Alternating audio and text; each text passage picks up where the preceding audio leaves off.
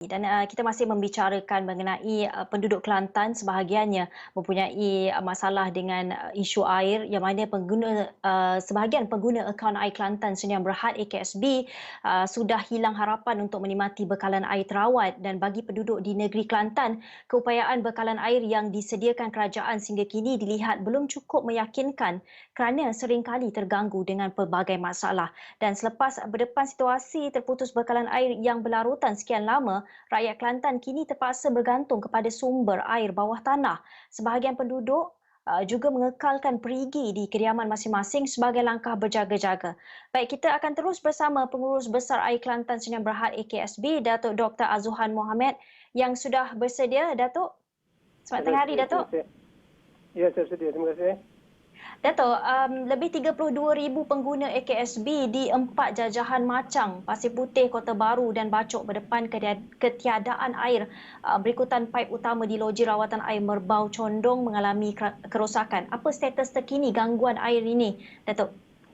Sebenarnya gangguan tersebut hanya melibatkan tiga jajahan, iaitu Macang, Pasir Putih dan juga Kota Baru Selatan. Bacok tak terlibat. Jadi perkhidmatan di sana telah pulih sepenuhnya mulai hari Khamis yang lalu lah. Jadi sebenarnya paip bocor tu dikesan pada 20 hari bulan Januari, dan pengempaman dihentikan pada 21 Januari. Dan seterusnya kerja-kerja perbaikan dimulakan pada 22 Januari. Dan seterusnya perbaikan itu siap pada 26 Januari, dan air mula disalurkan kepada loji. Kerana paip yang pecah itu adalah paip air mentah, dan air mentah mula disalurkan pada loji pada 27 Januari. Jadi sekarang loji dah berjalan macam biasalah, Puan. Ya, Datuk. Kalau kita lihat dengan laporan yang dibawakan oleh Esra Awani semalam, rakyat Kelantan dilihat seolah-olah putus harapan dengan khidmat air Kelantan. Mereka sudah berubah memakai perigi, telaga, tiup. Jadi bagaimana AKSB nak mengembalikan keyakinan rakyat terhadap mutu perkhidmatan air pada masa akan datang, Datuk? Sebenarnya penggunaan telaga ataupun perigi di rumah penduduk di Kelantan ni adalah perkara biasa. Jadi saya rasa tidak tepatlah mengatakan yang disebabkan oleh gangguan bekalan air di membaca undang itu menyebabkan penduduk kembali 100% pada perigi. Perigi itu kalau kita lihat adalah perigi mereka gunakan bila berlaku krisis bekalan air lah. Dan saya dipahamkan juga banyak rakyat di Kelantan tidak jadi pelanggan AKSB kerana mereka mempunyai pergi sendiri di kawasan rumah masing-masing. Jadi sebenarnya rakyat Kelantan tak perlu bersusah hati dan tak perlu rasa kecewa yang perkhidmatan bekalan air awam di negeri Kelantan tidak dapat dipulihkan. Kerana kerajaan negeri Kelantan pada masa ini sedang bertukar lumus untuk pulihkan perkhidmatan bekalan air di dalam masa terdekat.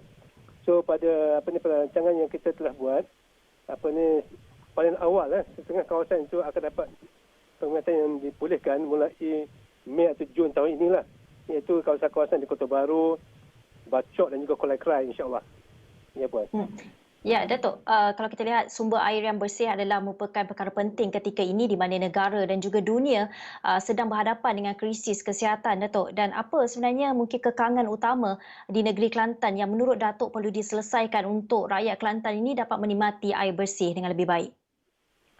So, kekangan utama yang saya hadapi di AKSB ini adalah kerana infrastruktur perkhidmatan bekalan awam di Kelantan ini telah berusia lama.